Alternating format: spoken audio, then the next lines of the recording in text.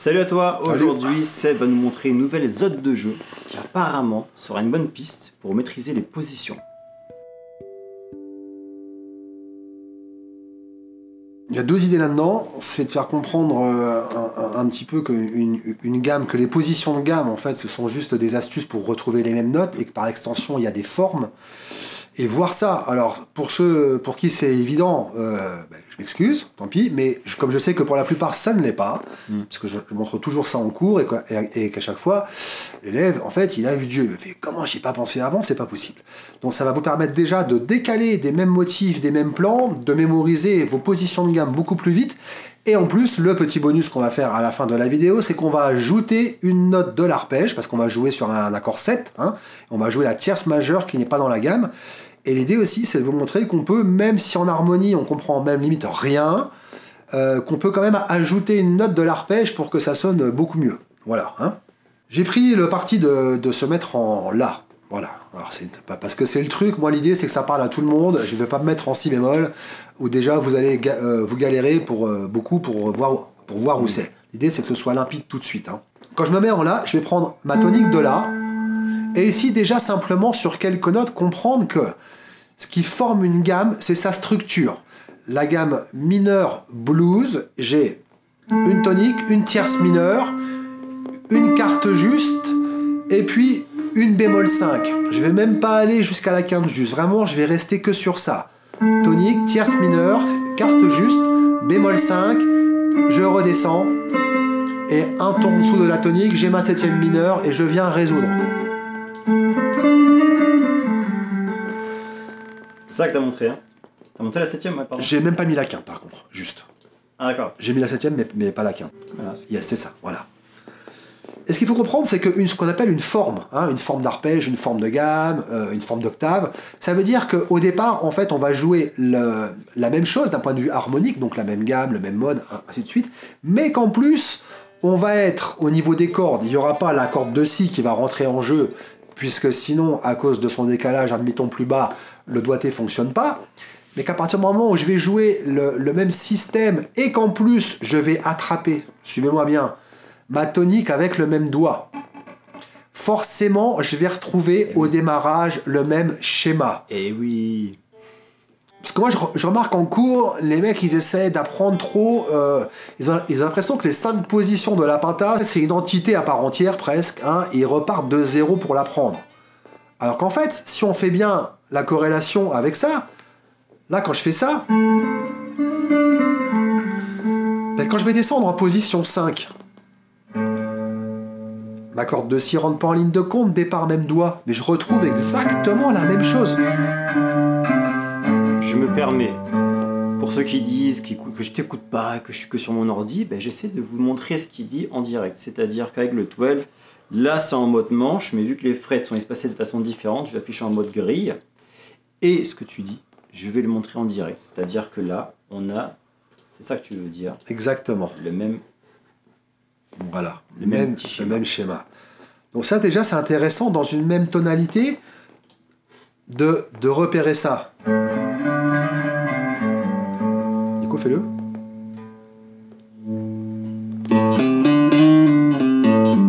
Je passe en position 1. Quoi? Position 1? Bah j'étais. Non, ça c'est la 5e. Ah ouais, bah d'accord. Mais du coup, je suis en position... Ah, mais parce que tu pars de là? Oui, même note, Pardon. même doigté, même motif. Ouais, parce que j'attendais... Enfin, Hein, j'étais pas sur la bonne corde. j'ai déjà fait, il y a même une vidéo short sur ça, pour vous repérer 5, 1, 2, bref, les positions, 3 infos. J'ai déjà fait une vidéo sur ça, je crois, hein, les 3 infos. Hein.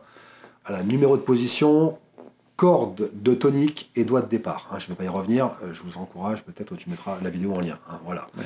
Donc là, je retrouve exactement la même chose. Et puis, je vais passer en position 2. Je vais reprendre l'octave donc de ma tonique. Je vais reprendre les mêmes doigts, c'est-à-dire doigt 3. Et je vais retrouver, devine. Et oui, c'est magique. Allez, on remonte. Ok. Oh, c'est la même. Et puis, encore l'octave suivant.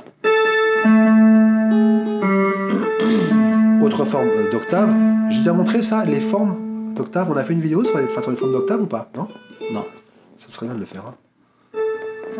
On a fait, en fait, tu en as parlé dans une vidéo, mais c'était un extrait qui était déjà sur une vidéo assez longue que j'ai extirpé pour en faire un short, mais pas mis dans la vidéo officielle parce que c'était pas le rapport de la vidéo, c'était un tips assez court pour être dans un short que j'ai condensé pour rentrer dans un short. Bon, c'est facile de rentrer dans un short. Bon, ok, du coup là on parle de ta position. Là. Voilà, donc on était là. Tout ça pour remontrer tout le mécanisme. Je suis parti ici en position 5. Je prends la tonique position 1. Je prends l'octave supérieure qui me donne la tonique de la position 1. Je retrouve. Je reprends la tonique de la position 1 et je la prends à l'octave.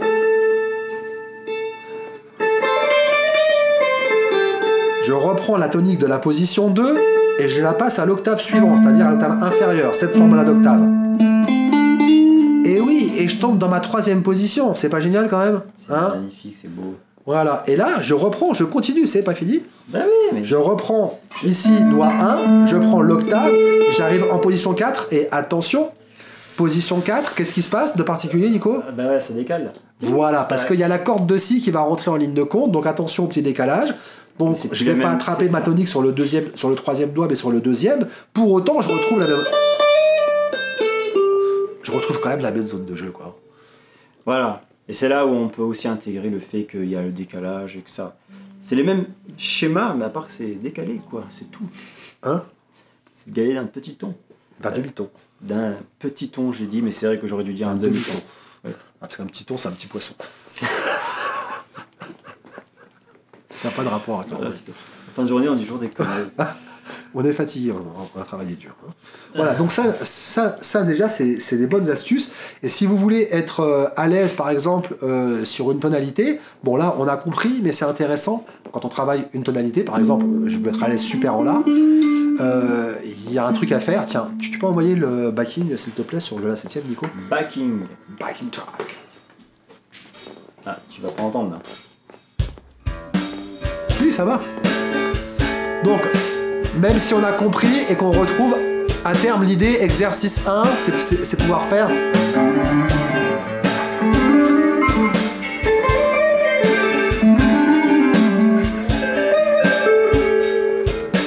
Déjà, pour être sûr, tout de suite. L'exercice 2, ça va être au départ de cette zone de jeu, de pouvoir quand même retrouver...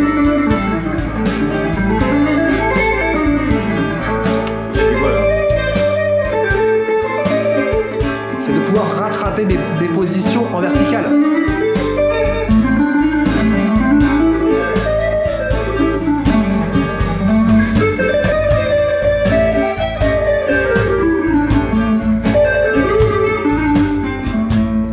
Ouais, mais plus tranquille, quoi, j'imagine. moins stressé, quoi. Plus vite, si vous avez une super technique, tranquillement même. Je l'ai fait vite pour que ça aille vite, en fait, pour le montrer. Non, évidemment. Non, mais je précise. En fait, pour ceux qui pensent que c'est ton jeu de jouer comme ça. Non. En cours, je fais ça aussi pour pas perdre de temps, en fait. Sauf si je montre une position, évidemment. Là je vais faire, alors regarde, c'est ça, tout doucement. Vu qu'il y a plein de gens qui ont leurs avis très tranchés dans les commentaires, je tenais à préciser que c'était pour montrer, voilà, c'est tout. Ah, ok, voilà. Non, bien sûr. Moi, en fait, au niveau des commentaires, tous ceux qui apprécient nos vidéos, d'ailleurs, je vous remercie, j'en profite parce que je réponds pas trop en fait aux commentaires. Honnêtement, j'ai pas trop le temps et puis j'ai pas très envie parce que c'est pas trop mon truc. Mais vraiment, merci de tous vos retours super. Hein. Et puis, les autres, sachez que j'en ai rien. Ça me, comme dirait notre président, comme dirait notre cher président, n'est-ce pas, hein, vos commentaires négatifs, ça m'en touche une sans bouger l'autre. Sachez-le, voilà. Il le sache. Qu'il le sache, sachez-le. Bon. Nous sachons. Okay. Hashtag nous sachons, voilà. Hein, donc ça, c'est un petit truc tout simple, hein, qui va permettre, voilà. Okay. Et là, je voulais t'emmener, malgré tout, le premier but de cette vidéo, c'était le backing que j'ai choisi, c'est pas un hasard, c'est un La 7ème. Eh oui. Hein, et dans un La 7ème, il y a une 7ème mineure. Et un La majeur. Quoi? La 7ème. C'est un La majeur avec une 7ème. mineur. Oui, très bien. Et donc dans un La majeur, j'ai... Tu me fais peur là. Non, j'avais pas compris. 4 Oui, notes. c'est très bien. Ok.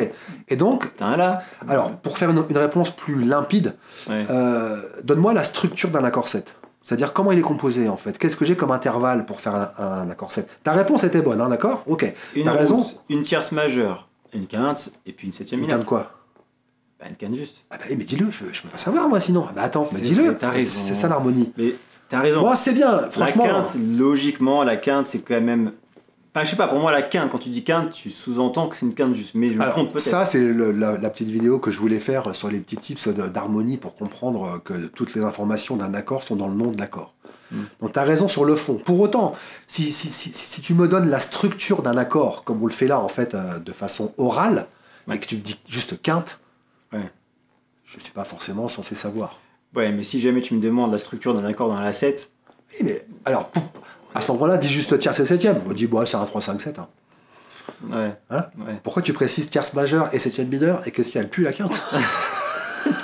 C'était bien la quinte, son bas les steaks. T'as raison, t'as raison. Non, c'est pas pour choupeter. En tout cas, excellente réponse. Ouais, putain, mais tu commences là, Et j'ai développé un tu outil m'épates quand même. aujourd'hui, hein, franchement, l'harmonie, la guitare et tout, ça vient, hein, c'est bien, c'est super. Ok, donc tierce majeure. Est-ce que j'ai... Oui. Donc là, on joue sur la septième, on vient de dire il y a une tierce majeure. Eh oui. Je peux jouer la gamme mineure blues. Ça, c'est Oui. un des paradoxes du blues, c'est un cas particulier. C'est le seul cas en fait où je peux jouer une gamme mineure sur un accord au final qui est majeur. Hein, parce que si je retire la septième, j'ai la majeure. Hein, d'accord. Et je joue une gamme mineure. Bon, ça, c'est le paradoxe de l'accord 7. Voilà, l'accord 7, j'ai déjà dit, c'est le mec le plus sympa de Est-ce qu'il faut l'harmonie. quand même éviter cette tierce mineure qui Alors, rentre un peu en fretage avec Si vous étudiez un peu, si vous vous penchez un peu plus attentivement sur les solos où on utilise cette gamme mineur blues sur un accord 7, vous allez entendre que souvent quand même elle est vachement, elle est dénaturée, c'est-à-dire il y a des petites torsions, elle est rarement jouée comme ça. D'accord? Elle est rarement faite comme ça. Elle est toujours... Eh oui, et Elle est super tordue pour la l'amener, rends- pour l'attirer vers la tierce majeure. Ouais. Et c'est Tu le la rends blues. ambigu, quoi. Voilà. C'est pas trop. Non, c'est ça, elle est ambiguë. Et encore une fois, c'est le blues qui fait que ça fonctionne. Hein. Et c'est l'accord 7 en particulier qui fait que ça fonctionne. Hein. Attention, même si parfois vous avez un accord 7 et qu'on est dans un autre contexte harmonique que le blues, ça peut vraiment être pas terrible. Hein. D'accord? C'est vraiment dans le blues que ça marche très, très bien. Ouais. Pour autant, est-ce que c'est Pour suffisant? Les jazzeux, ils font pas ça, les jazzeux. Si, mais dans un contexte pour faire sonner bluesy. En fait, ce qui Ah. fait sonner le blues, c'est le jeu tierce mineure, tierce majeure, hein, quand on est sur un blues majeur, évidemment. Hein. Ouais. Donc, pour autant, est-ce que c'est suffisant? Voilà. Et ce qu'on me dit souvent en cours, c'est je comprends pas, j'essaye et je sonne pas comme B.B. King.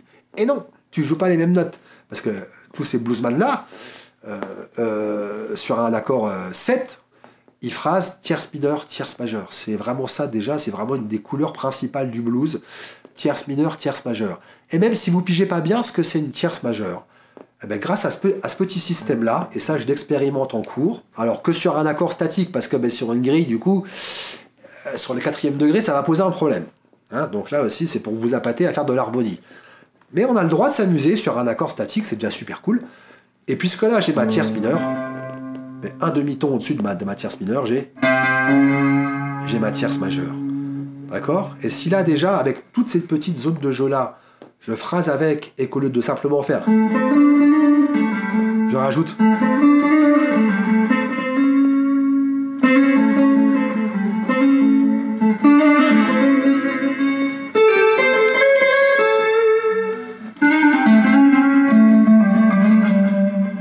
Et tout de suite, on l'entend qu'on est déjà vachement plus dans le blues quand même.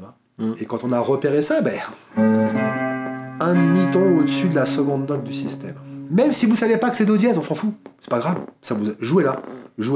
Vous allez l'entendre. Ça va améliorer vos improvisations bluesy. Et puis aussi, ça peut vous donner envie, justement, d'étudier un peu l'harmonie pour vous dire putain, si je peux le faire sur le la septième, quand je passe sur le ré septième, je peux le faire aussi. Mais c'est pas la même. Voilà. C'est tout un petit process comme ça qui donne envie de se pencher un peu sur l'harmonie. On comprend que dans nos improvisations, que parfois on n'est pas très content parce qu'on n'entend pas ce qu'on voudrait entendre, simplement parce qu'en fait on joue pas les bonnes notes et on n'arrive pas à les trouver parce que sans l'harmonie on peut pas comprendre laquelle. Et puis surtout que sur le la septième, il faut absolument la jouer parce que c'est la tierce majeure, le do dièse.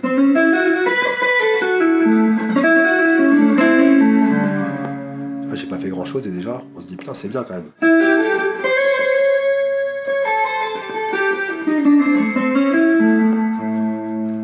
Le problème, alors, souvent on me dit ah mais pourquoi tu m'as pas dit ça tout de suite?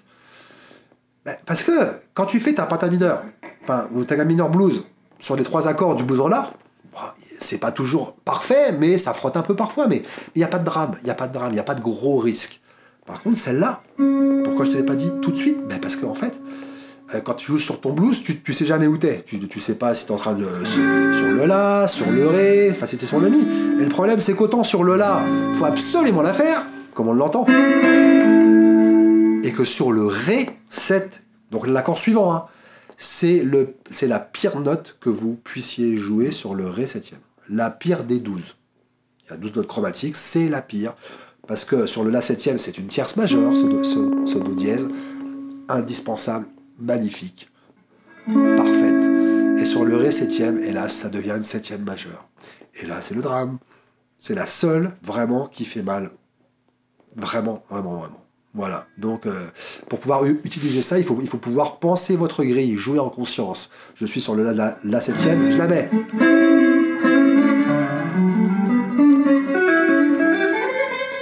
J'arrive sur ré, je la mets pas. Do bécard. Je reviens sur la.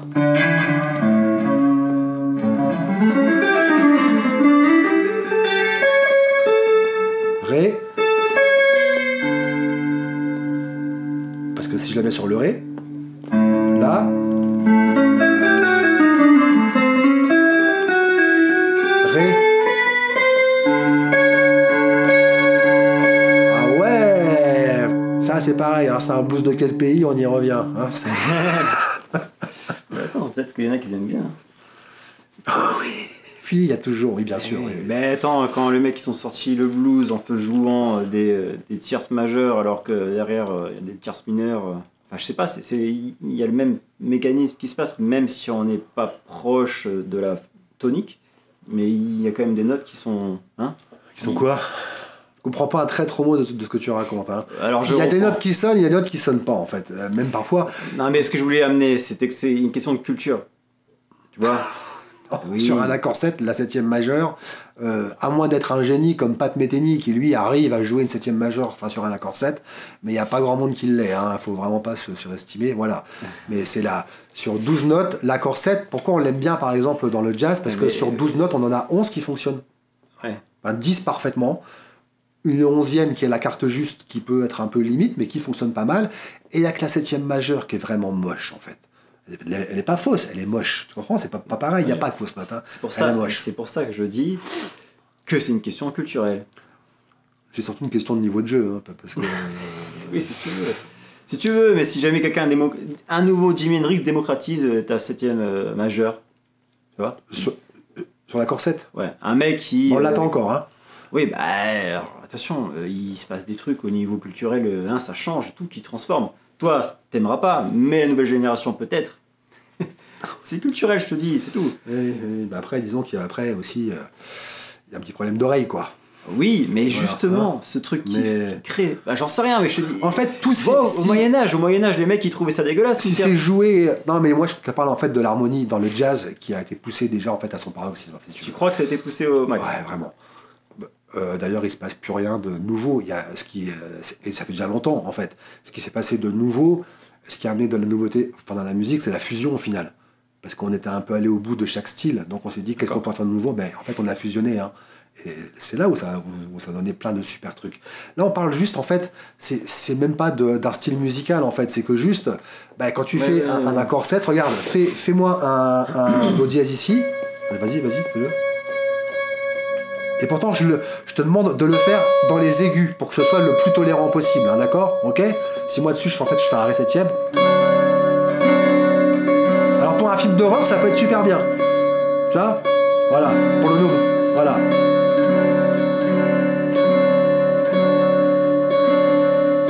Tu vois? Même si je change le voicing de mon ré 7, c'est juste moche, quoi, c'est tout, quoi, c'est moche, voilà, c'est comme ça. Alors pour autant, une note, il y a toujours une façon comment dire, il peut y avoir des façons de la passer qui fait que, effectivement, moi j'ai travaillé des solos de Pat Metheny où en fait, le mec, c'est accord 7, 7e majeur. Et quand tu l'écoutes, tu fais, wow, ça saute d'enfer, vraiment. Mais vraiment, il faut un talent de la ramener à un moment donné. Et puis en plus, il la laisse pas résonner comme ça, hein, il la passe. Ouais. Voilà. Parce qu'encore une fois, c'est la différence entre mélodique et harmonique. Tant que ça fait que passer, je le rappelle tout le temps aussi, c'est comme dans le cochon, tout est bon. D'accord? C'est le principe des chromatismes. D'accord? Tu peux faire n'importe quel accord, moi je peux faire n'importe quelle note. Tant que je fais...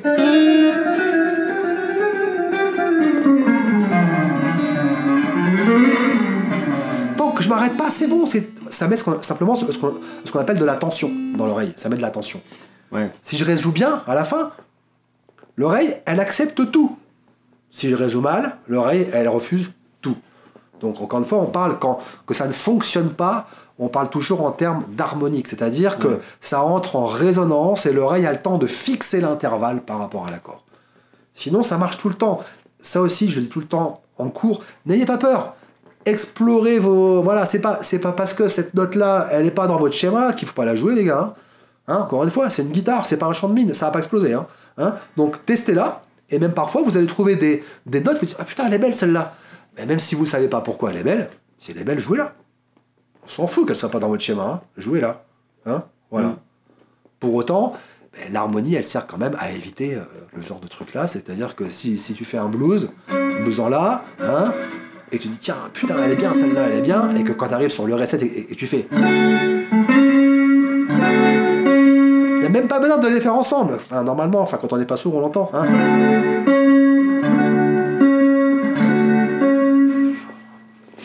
T'as le droit de la faire. Oui, je te l'accorde, t'as le droit de la faire. C'est pas interdit. Il n'y a pas la police de la musique. T'as le droit de la faire. Hein. Mais c'est pas ça. C'était pas ça que je voulais dire. Mais bon, c'est pas grave. Je disais juste qu'aujourd'hui, ça semble pas très bon, mais peut-être qu'un jour, elle sera démocratisée. Justement. J'y crois pas du tout. C'est trop pointu. Déjà, vu comment le niveau de la musique a chuté.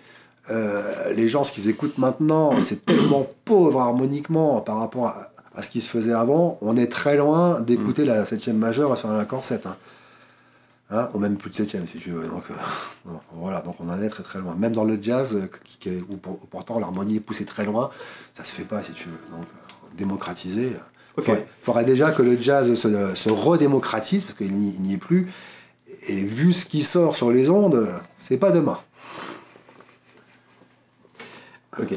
Et d'ailleurs, sur les zones de jeu, tu m'as fait jouer sur B.B. King, où la tierce avait un rôle important qu'on a supprimé pour simplifier en fait l'accès à sonner comme B.B. King. À la grille de blues surtout, à la grille complète. Voilà. On l'a supprimé pour dire, bon, t'embête pas, supprime-la, mais il y a des moments où il faudrait la jouer. En tout cas, on en parle dans la vidéo, je te la mets juste là.